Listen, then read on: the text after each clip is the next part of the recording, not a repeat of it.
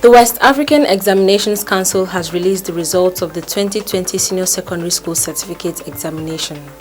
Hi, welcome to What's Happening. These are the top 10 stories now. At number 10, the federal government has threatened to suspend the salaries of 720 civil servants who currently do not have sufficient records on the government's centralized IPPIS payroll system.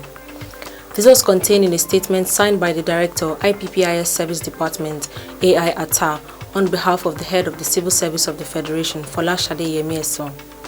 According to the statement, the 720 affected civil servants were given between October 30th and November 6, 2020 to correct their records or have their salaries suspended with immediate effect. Meanwhile, aggrieved civil servants besieged the office of the head of the Civil Service of the Federation on Monday, owing to the federal government's failure to pay their outstanding salaries. At number 9, EndSARS protesters, including the convener of Revolution Now, Omoyele Sowore, resumed demonstrations against police brutality in Abuja, despite several warnings from the presidency.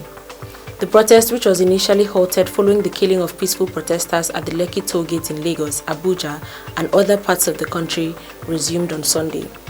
The group was demanding the unconditional release of many protesters arrested for alleged involvement in the looting of COVID-19 palliatives and other private assets.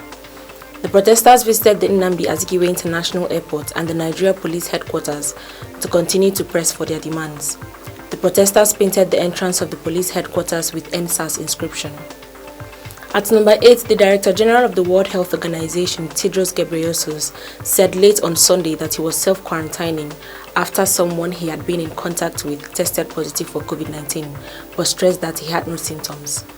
The head of the health organization said in a tweet, "I have been identified as a contact of someone who has tested positive for COVID-19. I am well and without symptoms, but will self-quarantine over the coming days in line with the World Health Organization protocols and work from home." Tedros has been at the forefront of the United Nations Health Agency's efforts to battle the global pandemic.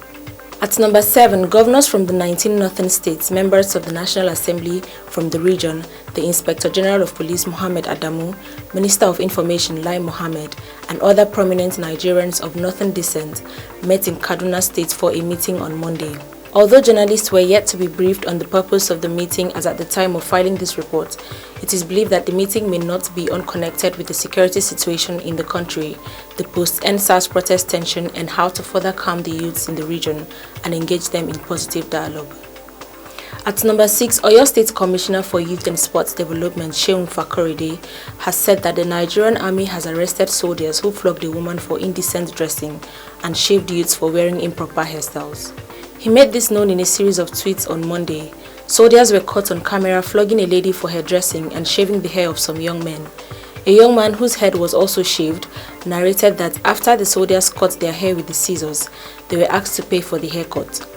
It was learned that the soldiers were deployed in the streets of Bere in Ibadan, Oyo State, to curb the EndSARS protests.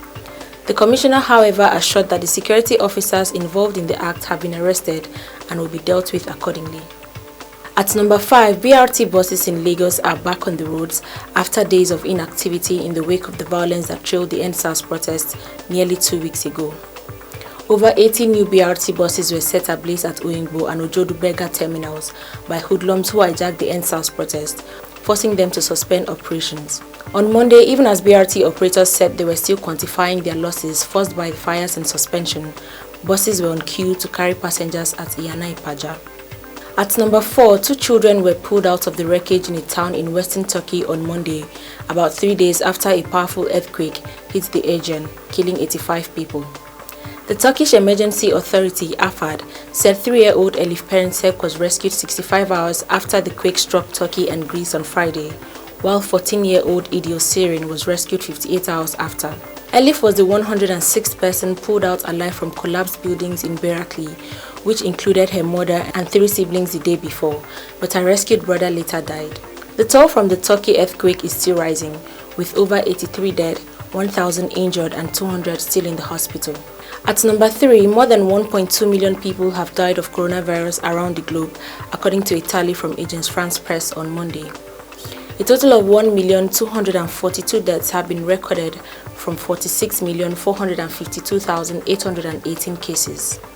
Overall, the US has recorded 230,996 deaths from 9,207,364 infections, with Brazil recording 160,074 fatalities from 5,545,705 cases.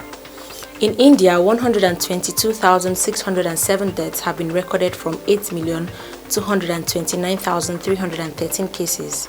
91,895 deaths from 929,392 cases in Mexico, and 46,717 deaths from 1,034,914 cases in Britain. Latin America and the Caribbean is the region reporting the most deaths, with 402,787 fatalities, followed by Europe, the United States, and Canada.